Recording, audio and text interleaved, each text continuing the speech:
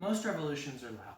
They have speeches, they have battles, they have flags, and they have gunpowder, and they have blood. But some revolutions are quiet. Some revolutions happen in classrooms, in courtrooms, on newspapers, in pieces of paper that promise safety and then don't deliver. And this is the story of one of those revolutions, the Cherokee Cultural Revolution. But before one can talk about the Cherokee Cultural Revolution, one would first have to know who the Cherokee actually were.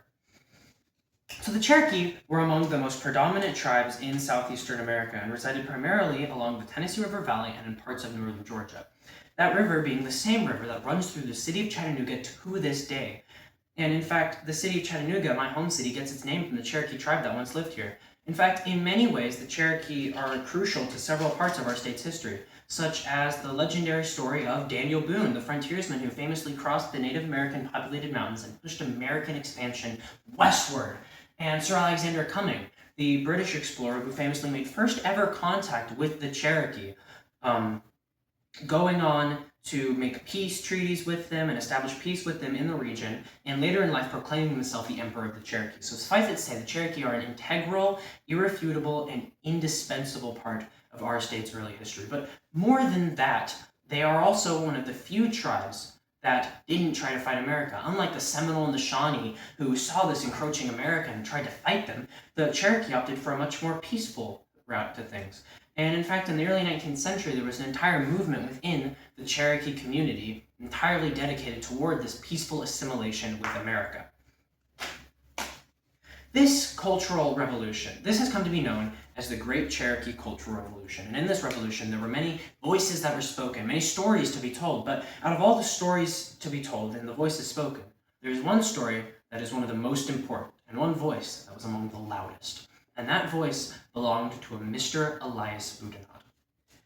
Elias Boudinot was rather young during the downfall of the Cherokee Nation, only being born around 1804. We don't know the exact date.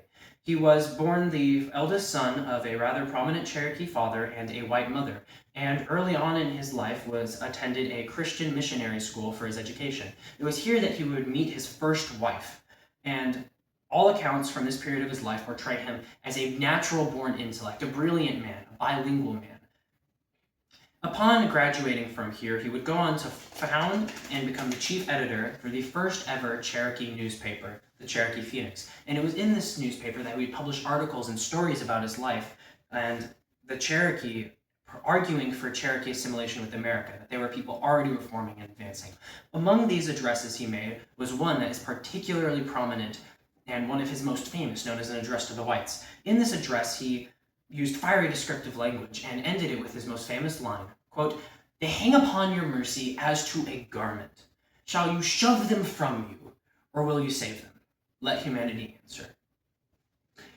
This newspaper was published in two languages, both English and Cherokee. Yes, Cherokee, and that's important because until 1824, there was no Cherokee written language, nor written languages of any kind.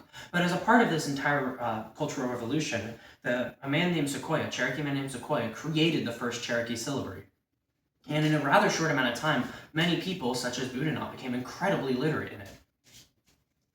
Now, this was one of the more large aspects of the Cherokee Cultural Revolution, which otherwise included things such as the creation of a police force, the creation of a constitution, in which they proclaimed themselves as having their own sovereign president, like any other president, being President-Chief John Ross. They began adopting European-style farming, even the enslavement of African Americans for manual labor purposes. They began dressing like white Americans, living with white Americans, living like white Americans. And that's all important, because a lot of times when people think about the Trail of Tears, they picture a straight line to the west in which thousands of primitive, keyword primitive, Native Americans lost their lives after being forced from their homes. But for many Native American families, the story didn't start with removal. It started right here. It started with a choice to change, a choice to forego the culture they had long known and opt instead for this new one. I'm going to show you something real quick about perspective, because what the Cherokee believed and what Boudinot believed and what actually happened are not the same thing. Right here I have the 4 aces, and I'm going to show them to you really quick. So right here I have this one, the Ace of Hearts, and I'm going to put that right there in my pocket. And right here I have this one, the Ace of Diamonds, and I'm going to put that right there in my pocket. Now if I were to talk to you and say, hey, what cards are in my pocket? You would expect them to be the Ace of Diamonds and the Ace of Hearts, because that's what I told you. Why would I lie to you? But the thing is, this can't be the Ace of Diamonds and the Ace of Hearts, because those are both red cards. And the two cards in my pocket, well, they're both black. And the red cards never left my hand. The Cherokee had been lied to.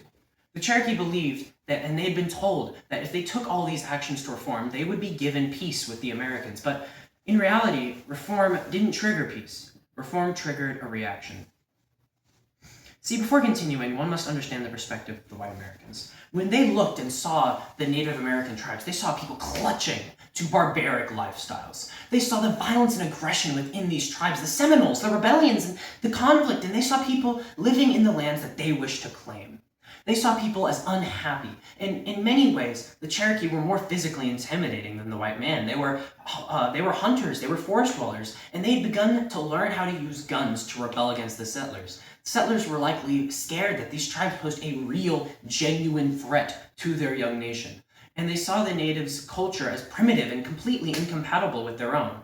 So they saw no future with the natives. And so they decided to start making moves against them. They encroached on Native American lands and destroyed the tribes that rebelled in an effort to destroy that which they feared. Regardless of what the Cherokee did at this point, how much they changed, America had already made up its mind. There was no longer any home for the Cherokee in America. And so in 1835, a small group of Cherokees signed the Treaty of New Dakota. They did not represent the majority, and they did not have approval from John Ross, but this treaty claimed to give Cherokee land to the U.S. in exchange for money and land west of the Mississippi. Elias Boudinot signed this treaty at the age of 31. Not because he wanted removal. No, he had spoken against it so many times, but at this point he believed removal was now inevitable. To him, this was the final chance to negotiate for survival instead of annihilation. Many Cherokees saw this as a betrayal, as a deception, as if the man they valued so highly had just damned them all. And before he could ever see the effect of this signing, Elias Boudinot was murdered for his role in the treaty in 1839 by his own people. Like many figures, by Cherokee, by his own people. And like many figures behind revolutions, history doesn't offer him a happy ending. And then came the infamous Trail of Tears. Thousands died from disease, exposure, and starvation. Families were forced west, and those that stayed behind, those connected to this land, to the Tennessee River, to places like Chattanooga, well, they lost everything. Many didn't even make it to the west. Thousands died on the journey there. When the Cherokee arrived in Indian Territory, they were broken, extremely broken, and they were a people without a home. They had been dealt an undeniably losing hand, and that is where the story ends often. That is often where the story ends, but it's not where the story actually ends. See, if you recall, at the start of this entire performance, I was shuffling a blue deck, an entirely blue deck, and if that's all you've ever seen is a deck that is entirely blue, you cannot imagine a deck that can be any other way. A blue deck, a sad deck, it's a sad story. There can be no hope within it. But sometimes, in order to get this full story, you gotta take these ideas that you've known, and you gotta put them away for a bit. Do away with the preconceptions, and think critically, and think about the whole story. Research more than what you've been told. You gotta shuffle this deck up, you gotta think about this deck, and you gotta take these blue preconceived ideas and just leave them for a bit. What if this? What if that? And then eventually, you'll come back. Because sometimes, in order to get the full story, you gotta take a blue deck, a sad deck, and you gotta turn it red. See, because what happened after the Cherokee arrived in this land and was almost never mentioned is arguably one of the most impressive forms of national resilience in American history, because they rebuilt everything.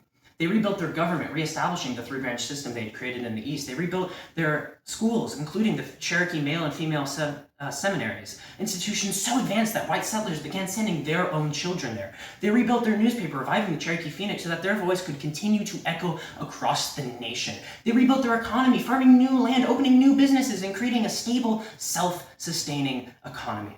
They rebuilt their culture, preserving their ceremonies, dances, and stories in the Cherokee language through generations of children who refused to forget. They proved that a nation is not defined by borders, but by people, by memory, by resilience, by reactions, and by change. So what was the Cherokee Cultural Revolution? Was it assimilation or was it resistance? Well, the answer is yes. The Cherokee reacted to the white settlers and began a revolution built on hope through a great cultural reform. But when promises fell short and trust was betrayed, violence inevitably arose as a reaction. But even though the Cherokee had been dealt a bad hand, they didn't let that end their story. And now they stand as one of the few tribes who have survived to this day. And that, ultimately, is what I want you to remember. That no matter the hand that you are dealt, you can still play the game. Thank you for watching.